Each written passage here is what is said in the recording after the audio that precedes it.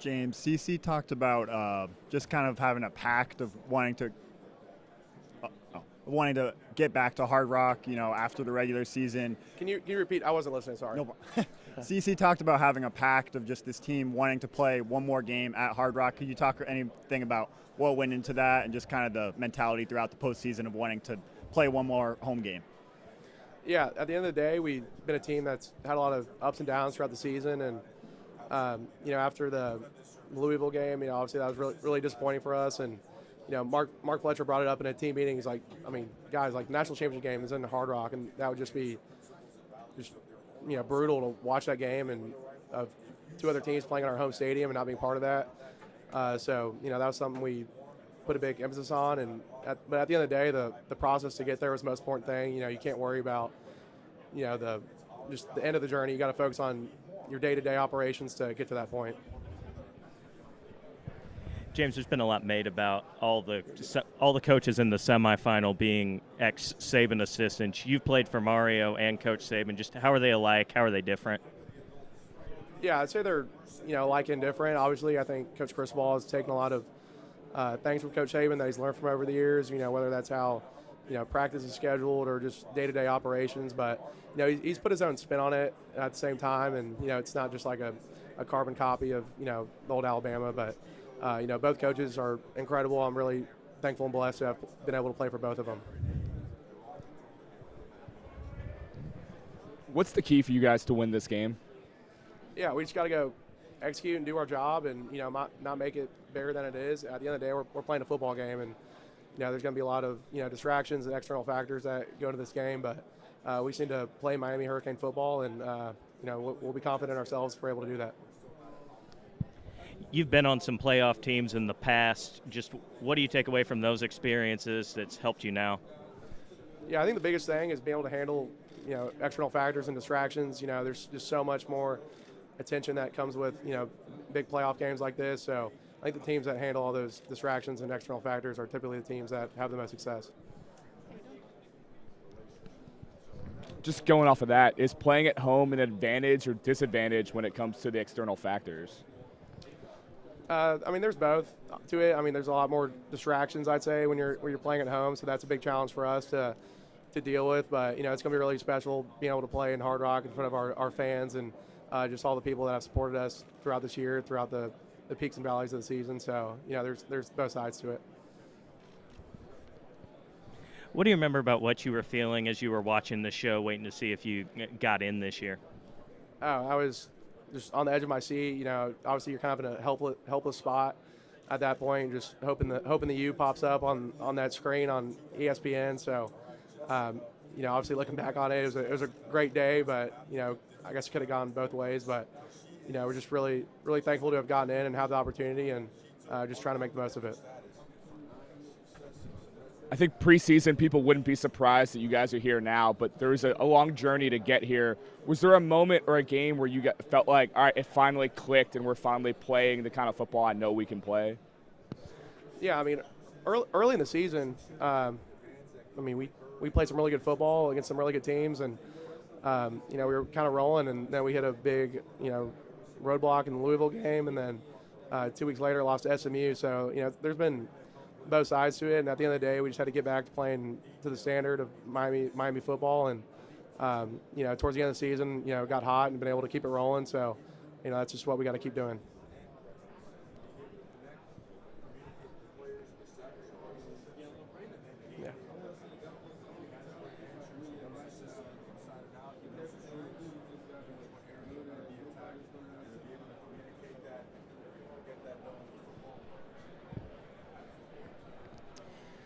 Yeah. James, just kind of like speaking schematically, whenever you look at Indiana's front, just tell me what is going to be some of the challenges that you guys are facing with blocking them. I know obviously, everyone's talking about, the size advantage and the weight advantage that you have on their defensive line, but what are some of the challenges that you see, and what are some of the things that have allowed them to be so successful at this point? Yeah, just from a schematic standpoint, they do a really good job of creating chaos on opposing offensive lines. Their D coordinator does a really good job of understanding the way offensive lines are going to handle certain looks that they present. So just from the front to the linebackers, they all do a really good job of flying around, making plays, creating chaos. So it's going to be a really big challenge for us. And, they just do such a good job of playing together. They, don't really make mistakes. So it's going to be a really big challenge for us. Let me get my video going, sorry. I noticed all of the offensive linemen taking shots of cafecito before the game. How does the coffee shot, the Cuban coffee, help the offensive line? Those are the specialists, actually. So our long snappers, kickers, and punters, they all do that before every game. But yeah, Put in on it. I don't do it before the game. I've become familiar with the Cuban coffee and cafecito throughout my year here at Miami, and obviously it's really good stuff. But I don't do it with all those guys before the game. Okay, Yeah. okay. And then you're just talking about the chaos. I know they do a lot of twists and movement and stunts up front, defensive line. How do you communicate handing off people or if they're trying to change the gaps? Yeah, we just got to, do what we're trained to do. We play teams this year who, run stunts and games and create a lot of chaos. So there's not some magic potion to it. You got to, do a good job of staying on the same level and, just having confidence in the guys to your left and to your right that they're going to be there for you and they need to pick it up. And, you just got to protect each other at the end of the day and make sure we're all working together as a unit. Okay. Last thing for me is, you guys are practicing at home. You've been sleeping in your own beds until yesterday. Is it hard to wrap your head around yet that this is the national championship, or does it feel like just another home game, or what does it feel like? Yeah, we're kind of treating it as a road game. Obviously, we're in Miami, but we're in a different hotel than we typically stay at, and it's the same schedule we've been on throughout all the bowl games this year. So that's kind of where our mentality's at, and something Coach Chris Paul wanted to keep the same for us this week. So similar routine to the Fiesta Bowl and all that. Yes, okay. ma'am. Gotcha. Thank you.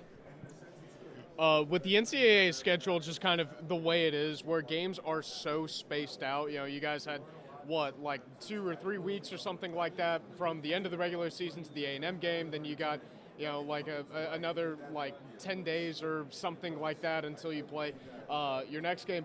Do you feel like that's something that needs to change moving forward? Is that something that you would like to see changed? I mean, considering, the NFL and high school, everyone else plays games every week, but college has these exceptionally long layoffs between games. And do you feel like that's challenging for you? Yeah, I think we had 2 weeks to get ready for the Texas A&M game. Then we had 10 days after that to get ready for the Ohio State game. And then we had 8 days to get ready for Ole Miss. But, it's just, you got to treat everything normal. And, obviously there's different scheduling predicaments you get placed in. But, no, I wouldn't say it was a big challenge. Week to week in the regular season you get 7 days to get ready for a game. And so everything's either been 8 days or more, so it's been more time to prepare for games. So I think we like to view that as an advantage to have that extra time to get ready for each opponent.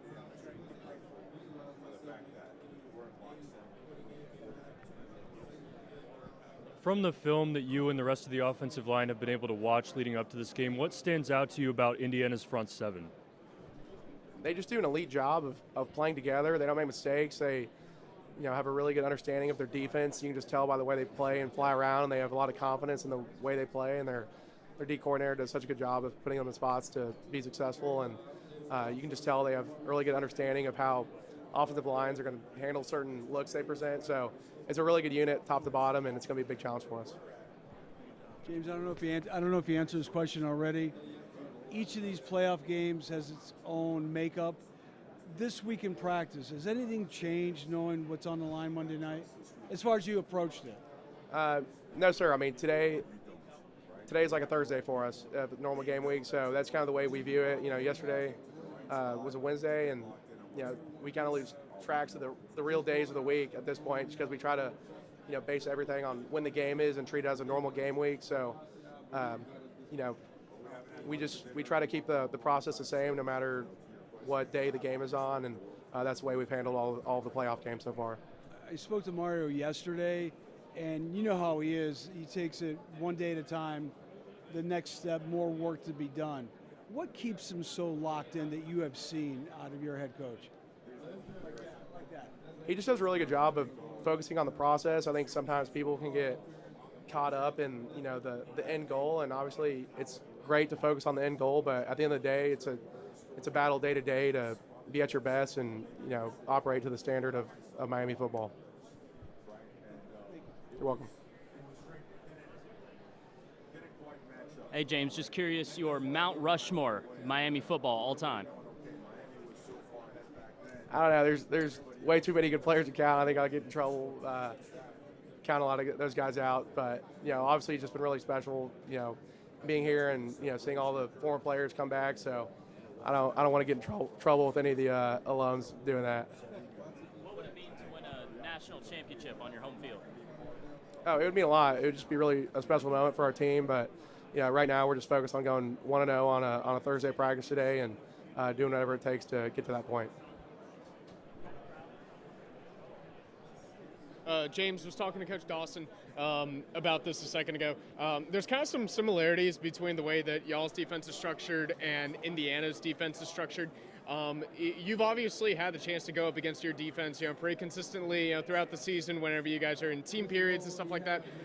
Do you feel like that gives you any sort of advantage, even if it's a really, really minor one, going into this week? Just knowing, hey, we've seen something, kind of similar before, and even Corey Heatherman, was previously, a Kirk Cignetti defensive coordinator, and kind of, has like a little bit of like familiarity with how his system's going to work. No, I wouldn't say it presents any sort of advantage or disadvantage. At the end of the day, they have certain themes they like to get to on their defensive structure. And they have really good players to make that happen. So, there are some similarities, you could say for sure, but it's a different defense at the end of the day. I would say that. James, when you first got to Miami and you've been working around, Coach Mirabal, what has been the biggest difference between working with him and working with your former O-line coaches at TCU, Alabama, and everywhere else that you've been?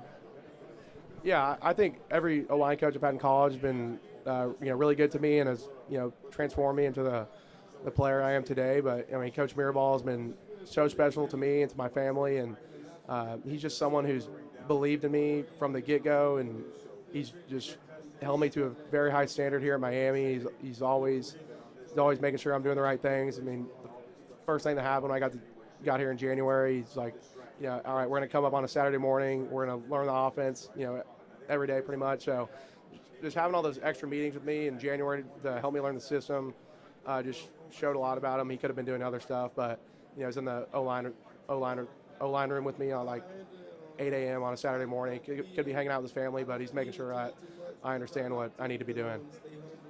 You're welcome.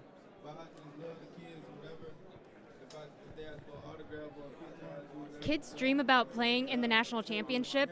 Has this moment set in for you yet? And can you talk us through what it feels to be playing here in Miami?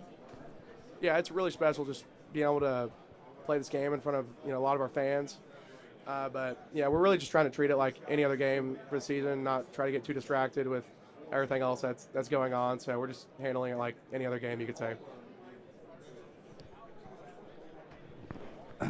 James, how would you describe your journey to here from where you started, high school, Bama, TCU, and now here, and just sort of what that's been like for you? I'd say chaotic is probably the best word to describe it. If you told me coming out of high school that I would have been at 3 different schools, I probably would have called you crazy. But at the end of the day, I've played for a lot of coaches. I've been with numerous teammates, and there's just so many people who've been very, very special to me, who have created me into the player and person I am today. And I wouldn't want to have it any other way. I'm just very blessed and thankful to have been able to experience everything the way I have.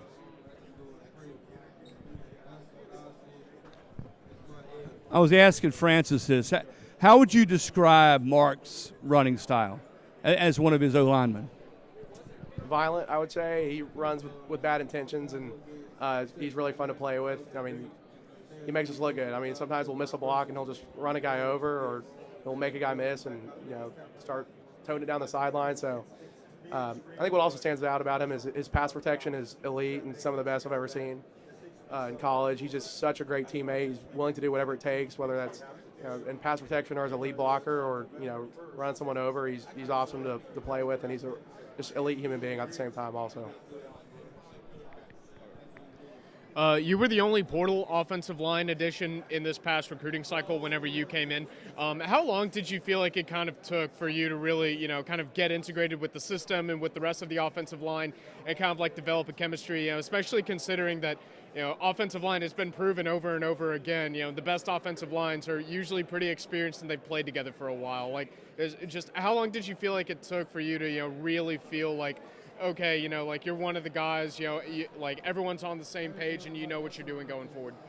Yeah, I think that was a really good thing about getting here in January is I could go through spring ball with everyone and get familiar with everyone's playing styles and learn the calls. And obviously I was able to, get a pretty good grasp of the system in the winter just through all those extra meetings we had. But at the end of the day, when you got to get on the field with those guys to, really see how it operates firsthand. So I'd say, middle to the end of spring ball is when I really started getting comfortable with everyone and started not feeling like, the new guy.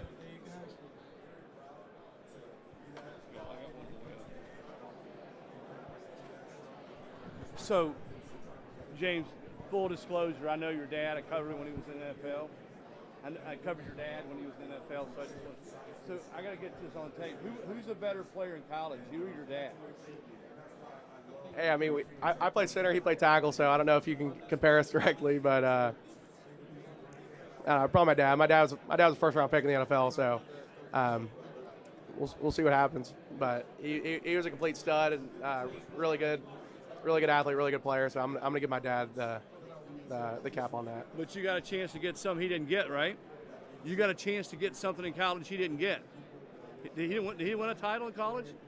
He did not. So that's why I said you got a chance to get something he didn't get in college. Yes, sir, absolutely. So hopefully I can get this and have some bragging rights on him.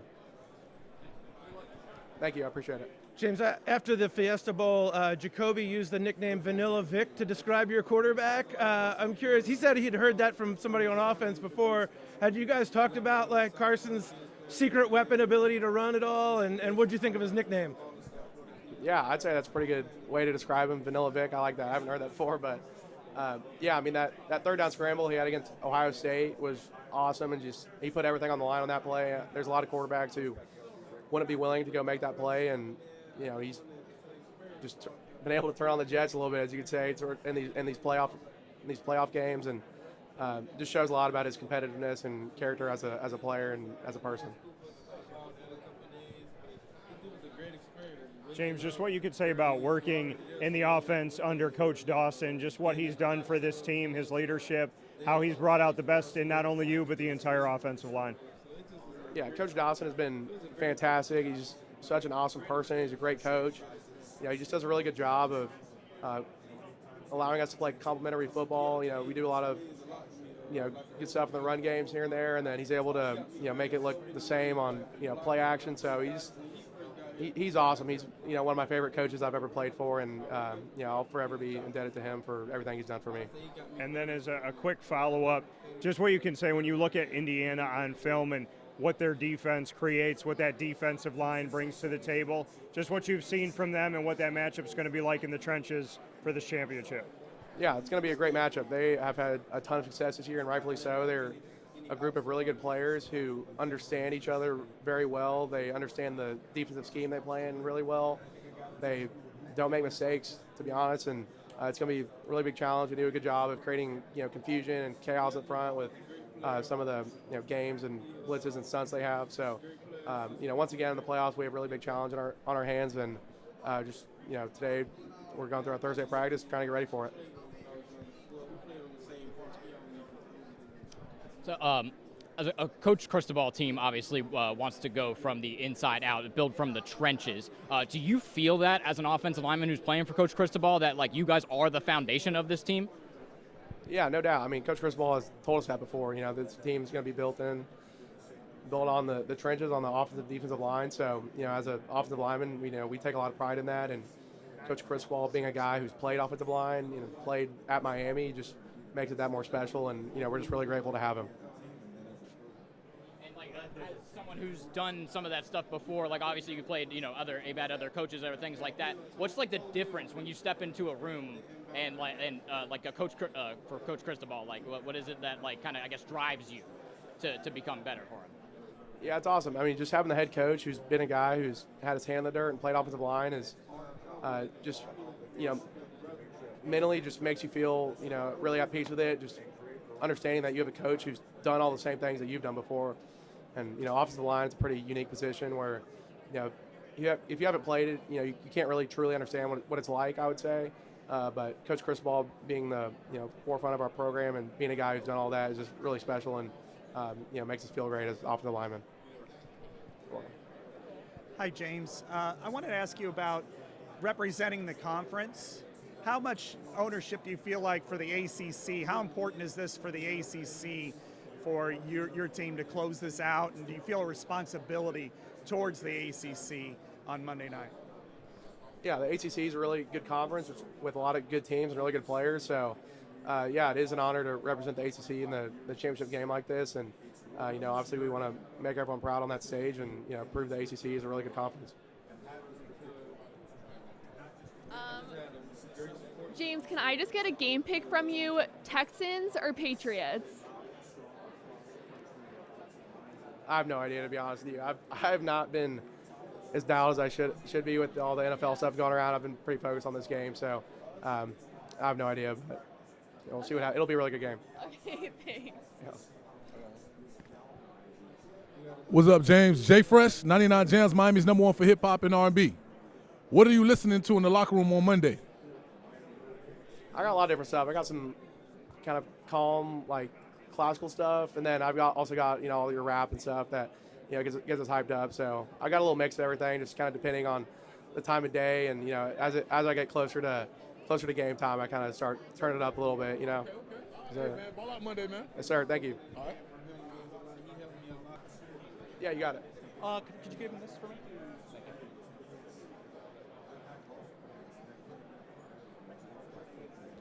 What is your go-to gas station order? Protein shake. Love it. If you could have one company in the world sponsor you for NIL, which company would that be? Canes Connection. If you could shout out one athlete in the world that you think is underrated, who would that be? I'll go with my dad, Blake Brockermeyer. Love it. What is the hardest place for you to play in your career? Or what has been the hardest place for you to play in your career? Probably the Texas A&M game in the first round of the playoffs. And then lastly for you, what is one thing that you personally are obsessed with right now? Getting ready to win a football game. Love it. Awesome, man. Thank you. All right, have a good one. You've been around some really great offensive players in your college career. Malachi Tony. Like when I say Malachi Tony, what do you think? He's an absolute stud. He's an elite competitor. At the same time, he's a true freshman, but he handles himself like he's been in the NFL for 10 years. Just the way he comes in early in the morning, he takes care of his body, puts the right stuff in his body. He's always getting extra work. He's just an absolute stud, and he's been a game changer for this program. Who does he remind you of? I really don't know. I think he's kind of one of one. He's such a stud receiver, attacking the ball in the air and getting yards after the catch. But he's also just such an elite blocker at the same time. Go turn on the film. He's going there just coming after guys with everything he's got, and it's fun. He puts it on the line every play for whoever's got the ball, even if it's not him. And it's really fun to watch. And obviously, as an offensive lineman, we all get pretty fired up watching him go block down the field. When you see him push a pile into the end zone as an offensive lineman, how cool is that? It's awesome. When you think of receivers, sometimes you think of all these diva guys who they just want the ball, and when they don't have the ball in their hands, they throw a fit. But that's not how our guys are at all, and they do whatever it takes to make sure that we are successful as an offense, and it's just really special to watch. Thank you.